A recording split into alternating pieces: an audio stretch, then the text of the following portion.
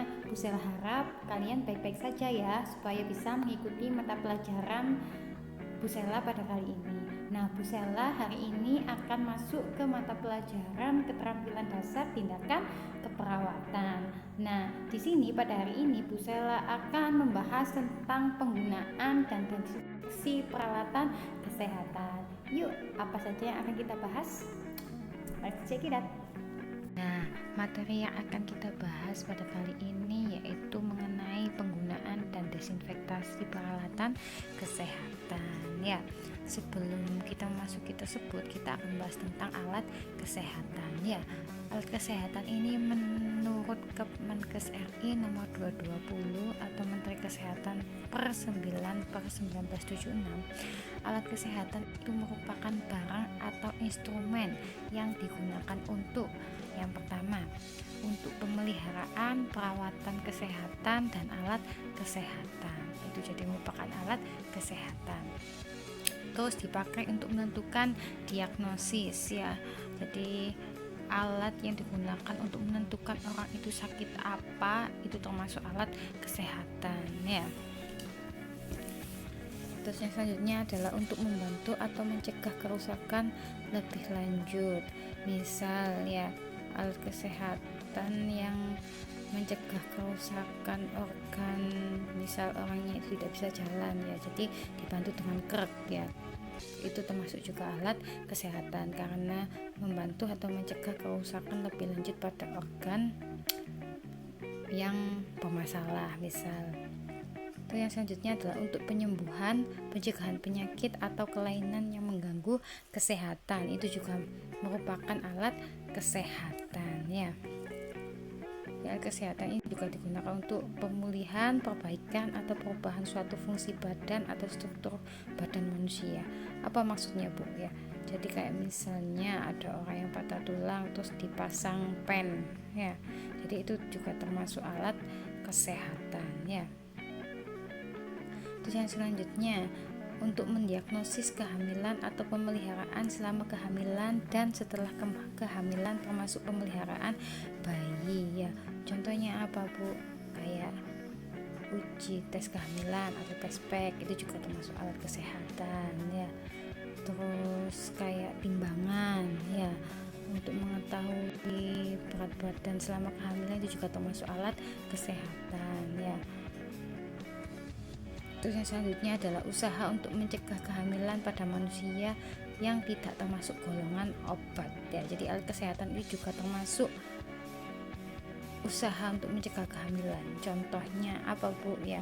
Contohnya misal memakai IUD atau dipasang alat supaya mencegah kehamilan, itu juga termasuk alat kesehatan ya. Yang selanjutnya ada sebagai media invasif ya. Apa itu Bu ya? Jadi media invasi ini merupakan suatu tindakan yang memasukkan jarum atau alat ke dalam tubuh ya. Contohnya kayak endoskopi ya, pemaksaan yang berada dalam saluran pencernaan ya. Jadi itu juga termasuk alat kesehatan. Jadi alat kesehatan itu sangat luas ya. Penggolongan alat-alat kesehatan menurut sifat bahan ada beberapa ya. Pertama, bahan dasar logam. Jadi ini diklarifikasi ya. Contohnya misal ini ada pinset, yaitu ada bengkok, ada bak instrumen, serta ada jarum untuk menjahit luka ya. Terus kalau misalnya menurut bahan dasar karet, itu bisa contohnya itu seperti ini kateter ya, bisa handscoon, bisa selang NGT ya. Terus kalau menurut sifat bahannya, bahan dasar linennya ya, itu ini laken ya, laken, stik laken. Terus ini ada selimut dan ada bantal atau guling, yaitu ikut ke bahan dasar linen. Kalau misalnya bahan dasar kaca bisa seperti ini, tabung reaksi ya, ini biasanya itu berada di lab ya.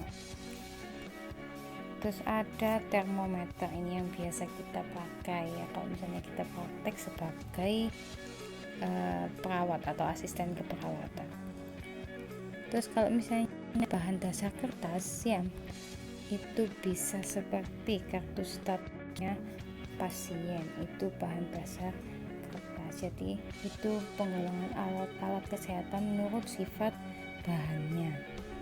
Setelah kita mengetahui apa itu alat kesehatan, nah kita sebagai tenaga kesehatan atau lebih spesifiknya kita sebagai perawat atau asisten keperawatan, kita harus mengetahui prinsip aseptik pada alat kesehatan ya. Jadi kemarin kita sudah membahas sebentar tentang aseptik ya. Jadi aseptik itu adalah mencegah terjadinya kontaminasi oleh mikroorganisme pada jaringan bahan dan alat steril ya.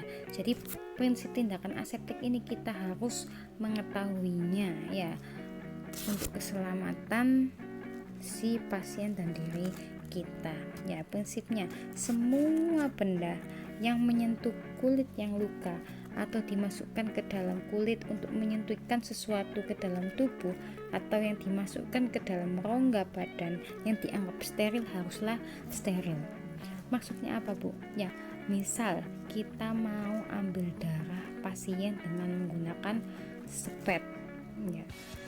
Menurut kalian pada spet itu yang steril itu pada bagian mana? Kalau misalnya spetnya itu masih berada di dalam kemasan plastiknya ya, itu semua bagian adalah steril ya. Namun jika kita misalnya sudah membuka ya, terus sudah terpapar oleh lingkungan sekitar atau sudah kita pegang dengan menggunakan handscoon biasa ya, maka yang harus tetap steril itu yang diutamakan harus jarumnya ya, harus jarumnya. Karena apa ya? Karena memang jarumnya itu yang nantinya akan masuk ke dalam tubuh si pasien ya. Jadi semua yang harus masuk ke dalam rongga badan atau ke dalam tubuh itu harus steril ya. Jadi spet itu makanya kalau misalnya mau dipakaikan kepada pasien, kita tidak boleh menyentuh jarumnya. Kalau misalnya kita sudah terlanjur menyentuh, berarti kita harus jarum lagi ya. Karena apa ya? Ditakutkannya pada tangan kita yang menyentuh jarum itu tadi terdapat bakteri, virus dan lain sebagainya. Setelah itu kita menyentuh jarum tersebut. Setelah menyentuh jarumnya kan otomatis kalau misalnya ada bakteri pasti juga akan berpindah ke jarum tersebut ya. Kalau misalnya jarum tersebut dipakai untuk injeksi ke dalam pasien ya, apa yang akan terjadi ya? Jadi pasti bakteri juga akan langsung bisa masuk ke dalam tubuh pasien ya. Jadi itu sangat bahaya ya, karena kita akan menyebarkan penyakit kalau misalnya kita tidak memahami prinsip aseptik pada alat kesehatan ya. Nah, prinsip-prinsip ini harus kita ingat-ingat ya. Yang pertama, peganglah objek-objek yang steril setinggi atas pinggang. Maksudnya apa Bu ya? Kalau misalnya kalian tadi bawa sepet ya, sepetnya itu tadi tutupnya sudah kalian lepas. Nah, kalian itu harus memegangnya itu harus setinggi di atas pinggang. Kenapa kok seperti itu ya? Karena ditakutkannya kalau misalnya kalian gantungkan tangan kalian di lutut misalnya ya, kita kan tidak tahu kalau misalnya tadi jarumnya akan nyenggol ke mana ya, atau menyentuh bed atau menyentuh tiang infus dan lain sebagainya. Ditakutkannya seperti itu. Jadi kalau misalnya yang steril menyentuh alat yang tidak steril, maka alat yang steril tadi menjadi tidak steril ya. Setelah itu hindari berbicara, batuk, bersin saat menjangkau suatu objek yang steril ya. Jadi pada saat kita berbicara, ya sadar tidak sadar itu pasti akan ada suatu percikan yang akan keluar dari tubuh kita ataupun dari mulut kita. Nah, kalau misalnya kita di dalam mulut kita itu tadi pasti, itu misal contoh ya, dalam mulut kita itu pasti juga banyak mikroorganisme ya. Nah, kalau misalnya kita sudah memegang sepet yang steril, sudah kita buka, terus kita batuk-batuk, otomatis kan percikan itu tadi bisa mengenai jarum ya, jadi nanti bisa menyebabkan jarum tersebut tidak steril lagi. Terus yang selanjutnya itu jangan sampai menumpahkan larutan apapun pada kain atau kertas yang sudah steril, karena itu akan membuat semuanya menjadi tidak steril. Jadi intinya itu apapun yang steril, jika menyentuh benda yang tidak steril, maka semuanya akan menjadi tidak steril. Dan yang terakhir ini ada objek yang steril menjadi tercemar jika bersentuhan dengan objek yang tidak steril. Ya, jadi harus diingat-ingat seperti itu ya. Ini yang sangat penting. Nah, prinsip aseptik ini tadi kan aseptik ya. Nah, sekarang kita masuk ke prinsip antiseptik pada alat kesehatan ya. Nah, antiseptik ini adalah mencegah terjadinya infeksi kulit dengan menghambat atau menghancurkan tumbuhnya organisme patogen dalam luka. Kalau aseptik tadi pada alat kesehatan, nah kalau antiseptik ini kepada makhluk hidupnya. Nah, jadi ini langsung menuju ke manusianya ya. Nah, penggunaan antiseptik ini bisa dengan menggunakan alkohol biasanya ya. Jadi intinya itu sama-sama mencegah terjadinya atau mencegah, menghambat, menghancurkan tumbuhnya organisme patogen ya. Jadi intinya sama, namun yang membedakan kalau aseptik itu tadi pada alat-alat kesehatan, kalau antiseptik ini kepada makhluk hidupnya atau manusianya. Nah, desinfektan alat kesehatan ini, nah sekarang masuk ke desinfektan alat kesehatan. Maksudnya apa ya? Jadi itu tadi kan yang aseptik dan antiseptik itu tadi kan untuk mencegah ya.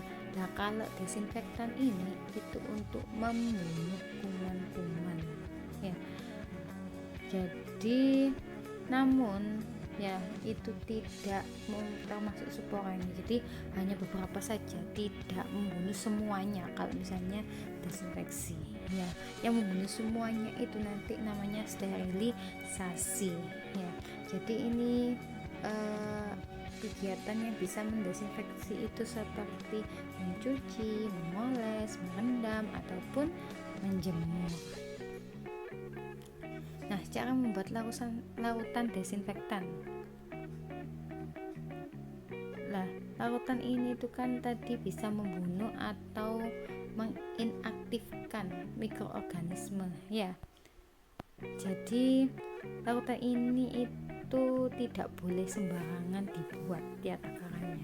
Jadi memang sudah ada ketentuan untuk membuat larutan ini supaya bisa bekerja dengan baik ya. Beberapa bahan-bahan desinfektan ini bisa Lysol, bisa kreolin, bisa saffron, maupun bisa alkohol ya.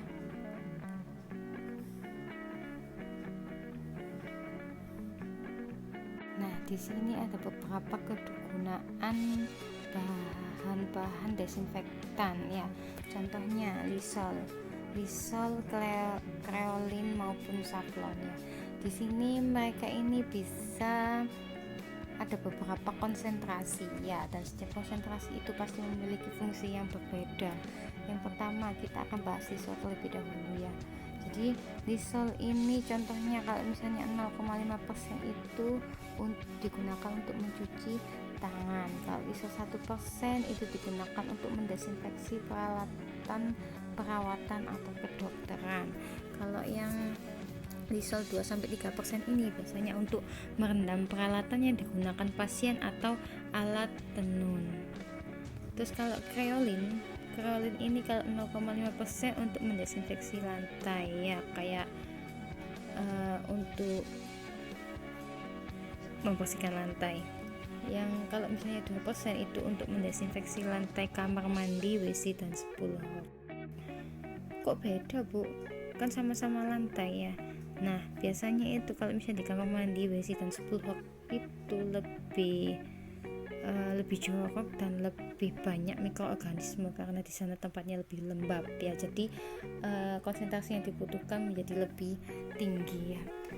Selanjutnya ada safflon ya. Safflon ini kalau 0,5% itu untuk mencuci tangan, kalau safflon 1% untuk merendam perawatan atau kedokteran. Nah itu tadi materi kita pada pagi hari ini. Nah, apabila kalian masih belum paham, kalian boleh mengulang-ulang kembali video ini dan boleh langsung ditanyakan kepada Bu Sela di kolom komentar ataupun langsung menghubungi Bu Sela via WA ya. Terima kasih untuk hari ini. Apabila Bu Sela ada salah mohon dimaafkan. Assalamualaikum warahmatullahi wabarakatuh.